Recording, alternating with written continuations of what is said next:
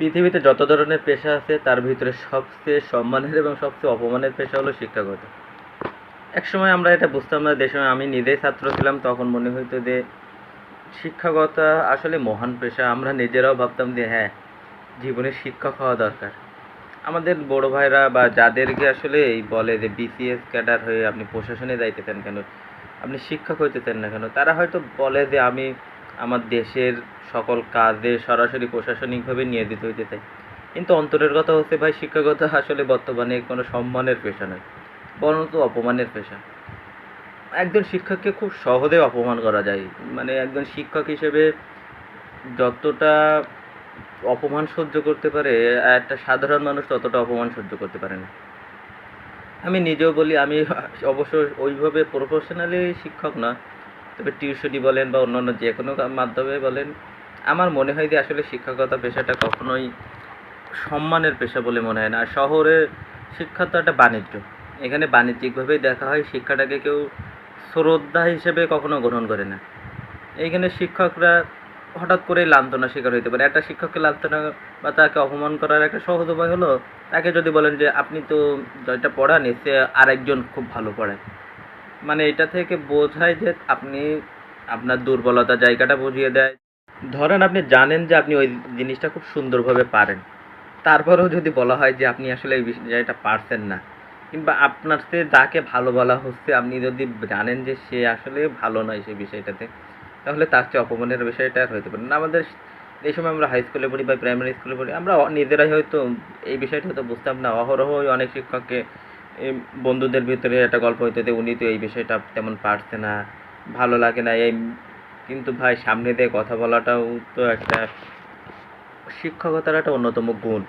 আর শিক্ষা এখন আমরা পুঁথিগত শিক্ষাটাই গ্রহণ করি। মানে একটা শিক্ষকের বাস্তবতা দেখে তার জীবন থেকে আমরা আমরা নিজেরাই অনুপ্রাণিত হইতাম। আমি অনেক শিক্ষক আছে যে আমি নিজেই তাদেরকে দেখে ভাবতাম যে তাদের মতো যদি হইতে পারতাম, তাদের মতো লাইফ লিড করতে পারতাম, অন্তত একটা দিন তাদের মতো হইতে পারতাম। কিন্তু আমাদের বর্তমান প্রজন্মের ভিতরে এই ধরনের টেন্ডেন্সিগুলো নাই। আর বিশেষ করে টিউশনি মিডিয়ার ভিতরে এসে মনে হয় যে মানে একজন আরেকজনের ভিতরে কে বেশি ভালো, কে বেশি খারাপ, এইসব নিয়ে কথাগুলো বেশি করে। আর এখানে সবচেয়ে বেশি চলে ভাই, মানে আমাদের শিক্ষক নিয়োগ বা যেটা বলেন বা শিক্ষাক্ষেত্রে, বিশেষ করে টিউশনিগুলোতে মনে করা হয় যে সাধারণ যারা জাতীয় বিশ্ববিদ্যালয় বা অন্যান্য বিশ্ববিদ্যালয়ে পড়ে এদের মেধা নাই। মানে এদের ব্রেনটা আল্লাহ ব্রেনটি দেয় নাই ভিতরে, মনে হয় ফাঁকা কোনো কিছু দিতে। শুধুমাত্র পাবলিক বিশ্ববিদ্যালয়ে এই ধরনের স্টুডেন্টদেরই বেশি ডিমান্ড থাকে। অবশ্যই তারা মেধাবী, কিন্তু অন্যরা যে মেধাবী নাই এমনটাও বলা যাবে না। হয়তো কোনো না কোনো কারণে হয়তো তাদের জীবনের যে গতিপথটা বদলে গেছে।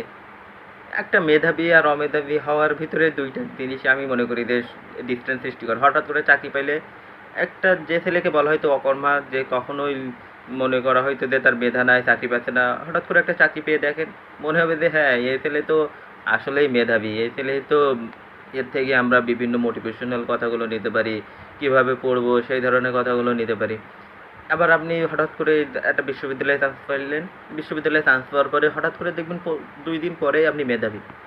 এবং এই ছেলেটাই যদি, যে ছেলেটা বিশ্ববিদ্যালয়ে চান্স হয়েছে, এই ছেলেটা যদি চাকরি না পায়, হঠাৎ করে সমাজের কাছে মনে হবে যে আসলে সে মেধাবী না।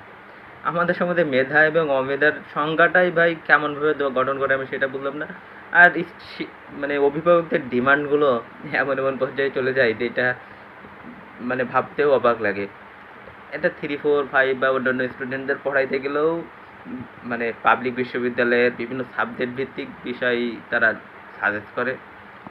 এই শিক্ষা থেকে আসলে কতটা শিখতে, শুধুমাত্র ওই প্লাস পাচ্ছে বা ক্লাসের ভালো ভালো প্রশ্ন নেই, ওই প্রশ্ন পড়াই দিয়ে পাশ করছে ভালো, ভবিষ্যৎ ভাই খুব একটা ভালো হবে বলে মনে হয়নি। যাই হোক, মনের আমাদের এই শিক্ষার ডিস্টেন্সটা বা এই পদ্ধতিগুলো একটু পরিবর্তন আসা দরকার। ভালো থাকবেন, নিজের জায়গা থেকে সচেতন হন। ধন্যবাদ।